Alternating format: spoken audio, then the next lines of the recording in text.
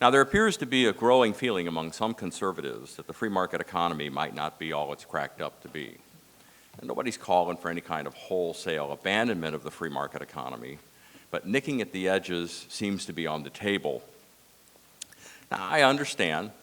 This makes a lot of sense. Important institutions, most notably the family, are doing poorly, even as our society gets richer and richer over time. So it's easy to see a correlation and to wonder. But I submit that conservative concerns about market economics are only about half right. In my view, the problem isn't economic theory or the free market system.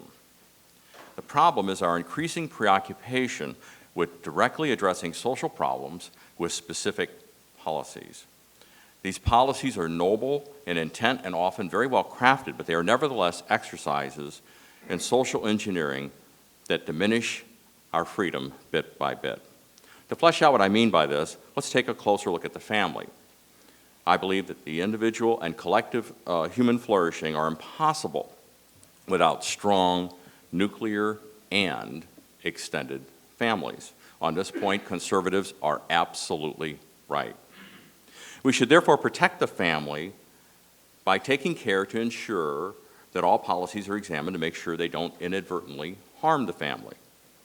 We should then have the courage to eliminate any policies that are harming the family, no matter how noble the original intent and no matter how long those policies have been in place. But what about crafting new policies to promote the family? I submit that promulgating such pro-family policies is not a good idea. It distracts us from the real problem, which is the erosion and outright subversion of our greatest gift from Western civilization, our trust and freedom producing culture. In reality, pro-family policy intervention should be understood as an exercise in central planning. As all good students of political economy already know, we've been warned about the dangers of central planning from Adam Smith to Friedrich Hayek and to countless others since. The locution central planning is normally used to draw a contrast between the decentralized planning achieved through market pricing. But central planning is also often used to convey the exercise of government power in other ways, like fiscal and monetary policy at the macro level, and addressing specific social problems, or to cultivate pro-social behavior at the micro level. This is how many of our adults are now employed. They work in government or nonprofit policy shops addressing all manner of social problems through policy. They don't think of themselves as central planners, but they are. We live in the age of the central planning policy wonk. This used to be mostly the province of the left, but with the rise of the neocon philosophy, an increasing number of policy wonks now work on the right. They view the great struggle between the left and right as now being fought on the battlefield of policy. They fight the good fight by fighting fire with fire. Much of this doesn't look like central planning because it's only applied to specific things. But the adjective central is still apt, because being federal in nature, such policies do not reflect the diversity of thinking across states and communities, let alone across individuals. This decreases the degree to which resource allocation occurs through the private actions of individuals. The speed of adaptation to changing circumstances is increased by our having different responses across groups and different responses by individuals within groups. It increases the sample of possible alternatives that are available at any point in time, and that in turn increases the likelihood we stumble onto ideas and things and ways of acting that are better. The more centralized policy is, however, the slower and less nuanced this form of adaptation will be. Even if the perfect policy is crafted, the more centralized it is in nature, the more it is robbed from something that we take for granted in the free society, which is the never-ending adjustments of individuals to changing conditions. Our constitutional republic normally protects this important form of diversity. But when we talk about federal policies that can do things like produce good jobs for healthy families, we're putting the camel's nose underneath the tent. We are allowing the unintended nationalization of government intrusion into our lives. I'm not advancing some kind of grand conspiracy theory here, but let me give you an example of how we get it about exactly half right on the conservative side as it relates to issues involving the market economy. Right now, we're all very justifiably concerned about the degradation of the family due to things like Josh Hawley talked about yesterday regarding the reduction in the employability of a large number of American males and therefore their ability to keep families up. Now, what's going on there? What's the real story? I submit the real story has almost nothing to do with free market economics. The real story is if politicians want to buy votes by promulgating policies that allow them to do so, and they do so by spending more money than they have, then if the economy is already near full employment, there's only one way to actually smuggle in more real goods and services, and we all know what that is. You have to import the difference. This is just an iron law of scarcity. Now, when you import that difference, where does it come from? Well, we're not going to import the difference from the production of goods that we do to greater effect than other people. We're going to do it through where labor is cheaper. There's only one little problem with that. Even in America, we have a lot of people who are not going to be neuroscientists, they're not going to be lawyers or doctors and so on.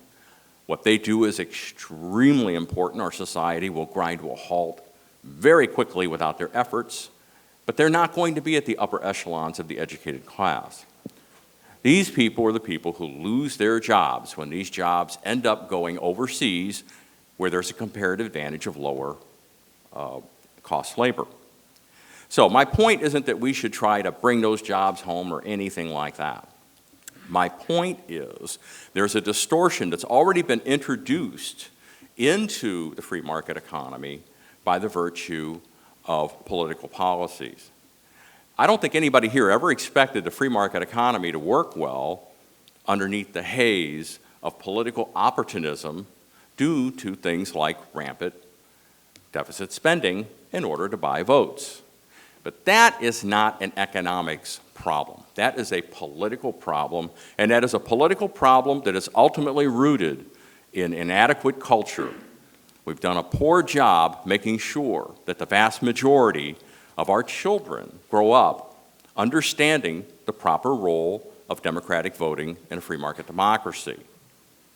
We've allowed them to think that they can just vote for whatever they want, including things that they want, when in reality we should have been teaching them that the reason why we have a democracy is to give us a very thoughtful and peaceful way of making collective decisions for the common good to solve problems that are genuinely public good problems. My broader point is that when we go from opposing and overturning failed left-wing policy wonking to doing our own policy wonking, we concede a very important premise, which is that social problems are best dealt with at the national level by, you guessed it, policy experts. The conservative movement has traditionally avoided policy analysis and emphasized the basics of strong civic culture that bounds behavior within a short list of moral don'ts. This doesn't presume to direct our thinking and behaving, so it permits and even stokes intellectual diversity. Most problems are expected to be well addressed through the private sector. We can't predict precisely how our free behavior will do this, but we're confident that it will work because of our deep understanding and how free societies work and our knowledge of history that has shown that normally the private sector works us to better outcomes. But the left has demoralized some of our better minds. They haven't been converted to socialism, of course, but a growing number of pieces of our society are seen by them as exceptional cases that require policy interventionism. So we are now in the midst of a shift an emphasis from attending to our culture and our institutions to crafting policies to shape society in ever better ways.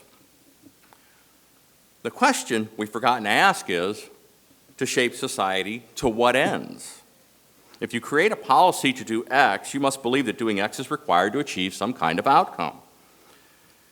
You can't know X or the best policy to achieve it without knowing what outcome you're working towards. But in free societies, there are no predetermined outcomes because that's not consistent with freedom. In free societies, we have faith in the system to work us to what is ultimately the best outcome. I submit that faith in our society to do that is not far from our faith in other lofty things.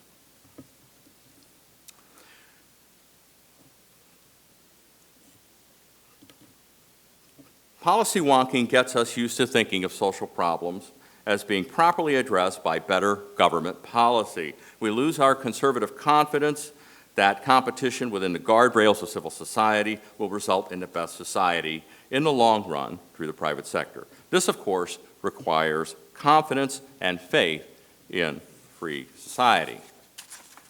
When we lose this confidence and faith and so switch our focus over to solving problems through the exercise of government power, like a CEO might solve problems within a firm, an increasing amount of our behavior becomes mediated by political forces rather than economic forces.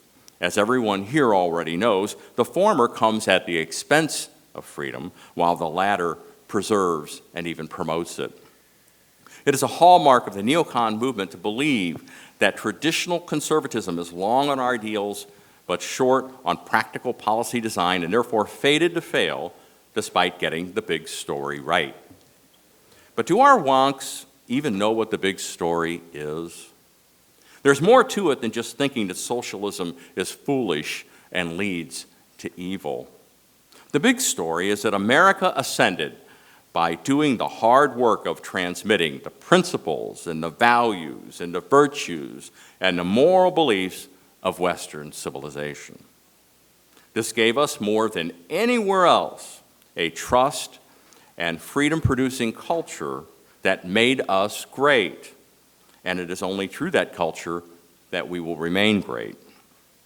In one of the most brilliant observations ever made on political economy, Robert Nozick explained that if you have a particular vision for what society should look like, that's fine. You can do it. That'll work.